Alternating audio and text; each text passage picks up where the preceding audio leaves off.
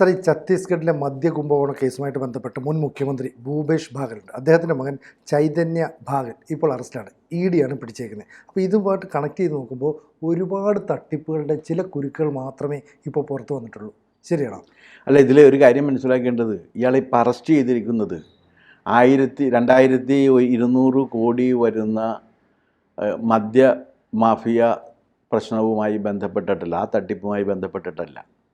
ഇയാൾ നടത്തിയിരിക്കുന്ന വസ്തു ഇടപാടിലെ തട്ടിപ്പുകളായിട്ട് ബന്ധപ്പെടുത്തിയിട്ടാണ് ഇയാൾ അറസ്റ്റ് ചെയ്തിരിക്കുന്നത്.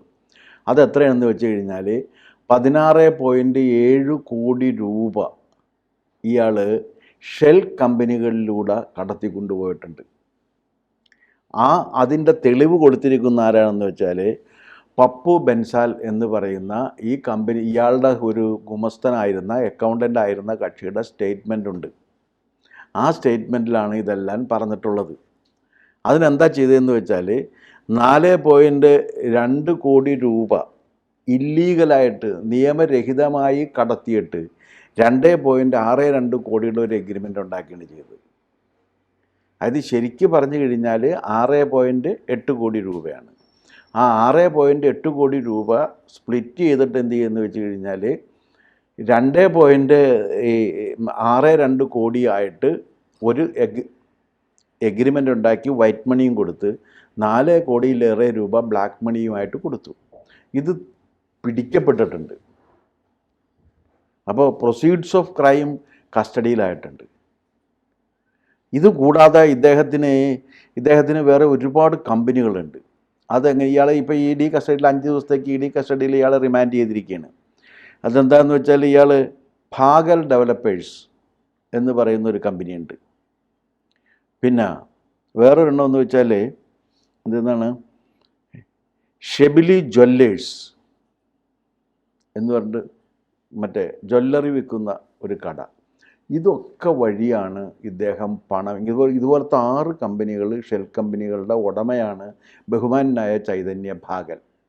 ആ ചൈതന്യ ബാഗലിൽ വ്യക്തമായ തെളിവുകളുടെ അടിസ്ഥാനത്തിൽ ആണ് ഇദ്ദേഹത്തെ അറസ്റ്റ് ചെയ്ത്. അതുകൊണ്ടാണ് എന്ത് ചെയ്തത്, കോടതി ചെന്നപ്പോൾ തെളിവ് നോക്കിയിട്ടാണ് കോടതി ED കസ്റ്റഡിയിലേക്ക് ഇയാളെ റിമാൻഡ് ചെയ്തിരിക്കുന്നത്.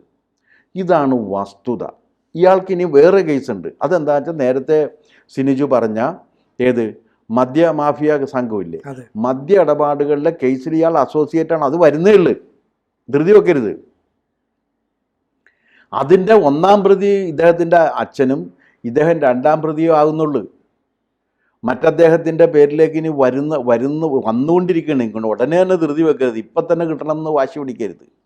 ഇത് വന്ന സമയത്ത് കോൺഗ്രസിൻ്റെ സമന്വിത നേതാവായ പ്രിയങ്ക പറയുന്നത്, ഇദ്ദേഹത്തിൻ്റെ അച്ഛൻ ഭൂപേഷ് ബാഗൽ അദാനിക്കെതിരെ വലിയ ആരോപണങ്ങൾ അസംബ്ലിയിൽ ഉന്നയിക്കാനിരിക്കുന്നത് കൊണ്ട് അത് മുൻകൂട്ടി കണ്ടിട്ട് നിരപരാധിയും നിസ്സഹായനുമായ 6 ഷെൽ കമ്പനികളുടെ ഉടമയും ഒക്കെ ആയിട്ടുള്ള അദ്ദേഹത്തിൻ്റെ മകൻ ചൈതന്യ ബാഗലിനെ അറസ്റ്റ് ചെയ്തു എന്നാണ്. ഒരു കാര്യം എനിക്ക് ചോദിക്കാനുള്ളത് എന്താണെന്ന് വെച്ചാൽ, ഈ 6 ഷെൽ കമ്പനികൾ ചൈതന്യ ബാഗലിനുണ്ടോ? ആദ്യം അതിലൂടെ അദ്ദേഹം വസ്തു കൈമാറ്റം ചെയ്തപ്പോൾ ആ വസ്തു കൈമാറ്റത്തിലൂടെ കള്ളപ്പണം ഉണ്ടാക്കിയിട്ടുണ്ടോ? ഒരെണ്ണം ഞാൻ നേരത്തെ പറഞ്ഞു, ഉണ്ടാക്കിയിട്ടുണ്ടോ? ഇനി അവിടെ നടന്ന 2000 ചില്ലാനം കോടി രൂപയുടെ മദ്യ മാഫിയ സംഘത്തിൻ്റെ ഇടപാടിൽ ഇദ്ദേഹം പങ്കാളിയാണോ? അതിൽ അഴിമതിയുണ്ടോ? അതിൽ അഴിമതി ഉണ്ടെന്ന് ആരാണ് ചൂണ്ടിക്കാണിച്ചത്? ആ അഴിമതി നിങ്ങൾ സമ്മതിക്കുന്നുണ്ടോ? ഈ അഴിമതികളൊക്കെ ചെയ്യാൻ നിങ്ങൾക്ക് അവകാശമുണ്ട് എന്നാണ് വാദമെങ്കിൽ നടക്കില്ല. പിന്നെ പ്രിയങ്ക പറയുന്നതിന് വേറൊരു കാര്യം കൂടിയുണ്ട്. കാരണം എന്താണെന്ന് വെച്ചാൽ അവരുടെ ഭർത്താവിൻ്റെ പേരിലും ED കുറ്റപത്രം മറ്റേ ചാർജ് ഷീറ്റാ മറ്റോ നൽകിയിട്ടുണ്ട്. അവരുടെ ഭർത്താവ് മഹാനായ റോബർട്ട് വാദ്ര പറയുന്നതെന്ന് വെച്ചാൽ ലോകം അദ്ദേഹത്തെ വിളിച്ചുകൊണ്ടിരിക്കുകയാണെന്നാണ് പറയുന്നത്. ഇന്ത്യയിലെ എല്ലാ പാർലമെൻറ്റ് സെഗ്മെൻറ്റും വാദ്ര വരണം എന്ന് പറഞ്ഞുകൊണ്ടിരിക്കുകയാണ്. കാരണം വാദ്ര അത്ര മച്ച് വാണ്ടഡ് ഫെല്ലോയാണ് എന്നാണ് പറയുന്നത്. എൻ്റെ അഭിപ്രായമല്ല, അദ്ദേഹത്തിൻ്റെ തന്നെ അഭിപ്രായം. അദ്ദേഹം ഒരു ഇൻ്റർവ്യൂ പറഞ്ഞാണ്. അപ്പോൾ ഇനി അമ്മയും മകനും കുറ്റപത്രത്തിൽ ചാർജ് ഷീറ്റിൽ പേര് വന്ന്. അപ്പോൾ ഒരു അഴിമതി കുടുംബമാണ് സോണിയ, രാഹുൽ, പ്രിയങ്ക, വാദ്ര എന്നൊക്കെ പറയുന്നത്. ഒരു അഴിമതി കുടുംബമാണ്. ആ അഴിമതി കുടുംബമാണ് പറയുന്നത്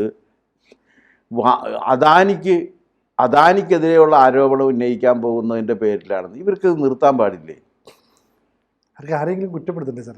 അല്ല, ഞാൻ ചോദിക്കട്ടെ, ഈ അദാനി എന്നൊക്കെ പറഞ്ഞിട്ട് ഇവർക്ക് ഇത് നിർത്താൻ പാടില്ലേ? അദാനിക്ക് മറ്റേ ഈ അദാനിയെ തകർക്കുന്നതിന് വേണ്ടിയാണ് അദ്ദേഹത്തെ അദ്ദേഹം ജോർജ് സോറസിനെ കൂട്ടുപിടിച്ചിട്ട് ഇവർ ചെയ്തുകൊണ്ടിരുന്നത്. അത് പൊട്ടിപ്പോയി. അത് ഉണ്ടയില്ല വെടിയായി തീർന്ന്. ജോർജ് സോറസും ഇപ്പം ഏതാണ്ട് അടങ്ങിയ മട്ടിലാണ്. ഇപ്പം അദ്ദേഹത്തിൻ്റെ മക്കളാണ് ഇറങ്ങിയിരിക്കുന്നത്. തന്തയുടെ പാത തന്നെ മക്കളും പിന്തുടരുന്നു എന്നുള്ളതാണ് ലക്ഷ്യം. ഒറ്റ കാര്യമാണ്. അങ്ങനെ തന്തയുടെ പാത തന്നെ പിന്തുടർന്ന് മക്കളും മക്കളുടെ മക്കളും ഒക്കെ ആയിട്ട് വരെയാണ്. അവരുടെ എല്ലാം ശത്രുവാണ് അദാനി. ഇതിന് ഞാൻ സംശയിക്കുന്നൊരു കാര്യമുണ്ട്. ഇന്ത്യക്കാരായിട്ടുള്ളവർ സാമ്പത്തിക രംഗത്ത് ആധിപത്യം നേടുന്നതിന് അസഹിഷ്ണുതയോടെ കാണുന്ന വിഭാഗങ്ങളുടെ വക്താക്കളായി കോൺഗ്രസ് നേതൃത്വം അധപ്പതിച്ചിരിക്കുന്നു. ഇവരെന്തിനാണ് അതിന് അസഹിഷ്ണുതയോടെ കാണുന്നത്? എനിക്കിപ്പോൾ ആർക്ക് പണം ഉണ്ടാകുന്നതിൽ ഞാൻ അസ്വസ്ഥനല്ല. കാരണം ഞാൻ അവരെ പോലെ പണം ഉണ്ടാക്കാൻ ഉദ്ദേശിച്ചിട്ടില്ല. അപ്പോൾ ഇവിടെ മറ്റാർക്ക് പണം ഉണ്ടാകുന്നതിൽ ഇവർക്ക് അസ്വസ്ഥതയില്ല. അംബാനിയും അദാനിയും ഇന്ത്യക്കാരാണ്.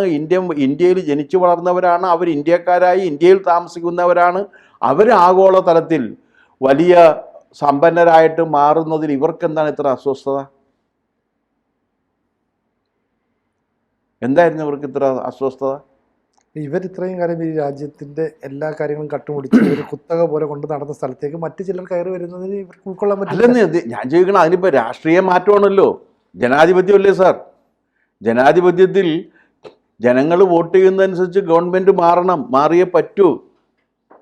ഗവൺമെൻറ്റിന് ഒരു സർക്കാരിനെ വേണ്ട എന്ന് വെച്ച് ജനങ്ങൾക്കൊരു സർക്കാരിനെ വേണ്ട എന്ന് വെച്ച് കഴിഞ്ഞാൽ ജനങ്ങൾ വോട്ട് ചെയ്തിട്ടുള്ള സർക്കാരിനെ മാറ്റും. അത് ജനാധിപത്യത്തിൻ്റെ രീതിയാണ്. കോൺഗ്രസ്സിനെ ഇപ്പോൾ എത്രയോ കാലമായിട്ട് ജനങ്ങൾ വോട്ട് ചെയ്ത് മാറ്റി. ജനങ്ങൾ വോട്ട് ചെയ്ത് മാറ്റിക്കഴിഞ്ഞാൽ അത് അംഗീകരിക്കില്ല എന്ന് പറഞ്ഞാൽ എന്ത് ചെയ്യാൻ പറ്റും? 2000 കോടി രൂപയുടെ സ്വത്ത് 10 പൈസ മുടക്കാതെ 2000 കോടി രൂപയുടെ സ്വത്ത് അമ്മയുടെയും മകൻ്റെയും പേരിലേക്ക് എഴുതി വെച്ചത് അഴിമതിയല്ലേ? അത് പാർട്ടിക്ക് വേണ്ടിയാണെങ്കിൽ പാർട്ടി ഇപ്പോൾ ഖാർഗെ ആയിരിക്കണ്ടേ അതിൻ്റെ ഉടമ?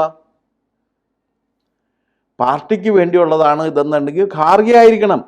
കുടുംബത്തിന് വേണ്ടിയാണെങ്കിൽ സോണിയയും രാഹുലും പ്രിയങ്കയും ആയിരിക്കണം. അതാണ് എൻ്റെ ശരി. വാദ്രയും കൂടി കൂട്ടിക്കോട്ടെ, അളിയനാണല്ലോ. പക്ഷേ ഇത് പാർട്ടിക്ക് വേണ്ടിയാണ് എന്ന് ഇവരുടെ വാദം അംഗീകരിച്ചു കഴിഞ്ഞാൽ അത് പാർട്ടി പ്രസിഡന്റിൻ്റെ പേരിലായിരിക്കണം. പാർട്ടിയുടെ പ്രസിഡന്റ് മാത്രം പോരാ, പാർട്ടിയിലുള്ളവരുടെ പേരിലായിരിക്കണം. പാർട്ടി പ്രസിഡന്റിൻ്റെ പേരിൽ വേണം ഷെയർ എടുക്കാനായിട്ട്.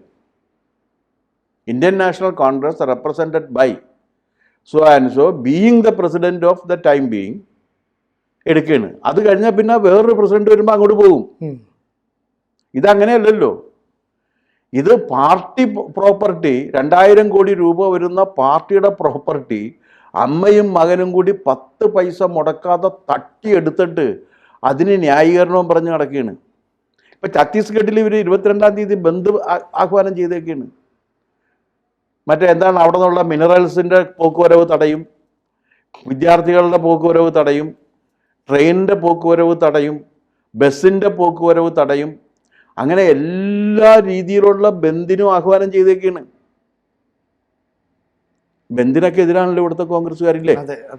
അവർക്ക് എന്താ പറയാനുള്ളത് കൊണ്ട് നമുക്കറിയണ്ടേ? അതെ.